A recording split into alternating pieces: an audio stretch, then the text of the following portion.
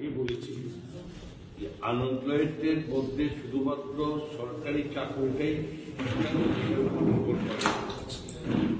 আজকে এই আনএমপ্লয়েডের জন্য বিভিন্ন রকম স্কিল ডেভেলপমেন্ট থেকে শুরু করে বিভিন্ন লোন সিস্টেম করা হচ্ছে, বিভিন্ন ব্যবসার জন্য তাদেরকে উৎসাহ দেওয়া হচ্ছে। তো এইভাবে কর্মসংস্থান রোজগার করতে হবে।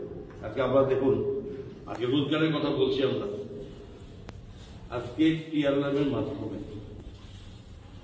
এই রাজ্যে 5 লক্ষেরও বেশি মহিলা তারা রোজগারের পথে। সরকার এদের রোজগার করার জন্য কি করতে হবে?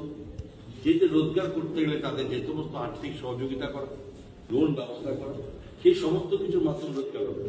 আজকে 5 লক্ষ মহিলা, আজকে দেখুন 1600 কোটি টাকারও বেশি সরকার টিআরএলের মাধ্যমে লোন দেওয়া হয়েছে এবং প্রত্যেকে কোনো আজ পর্যন্ত আমরা জানি না, আপনারা দেখতে পারেন যে কোনো মহিলা বলে না যে 8 থেকে 10 হাজার নিচে আমি রোজগার করি মাসে।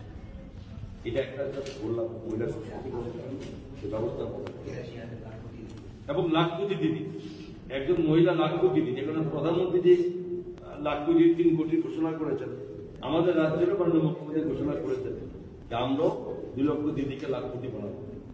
অলরেডি 84,000 মহিলা আজ পর্যন্ত, যে 84,000 মহিলা আমাদের লাখপতি দিদি হিসেবে ডিক্লেয়ার, এবং 1 লক্ষ বাকি যে 15-16 হাজার, এটাও আগামী আমরা এর মধ্যে এটা পূরণ করব।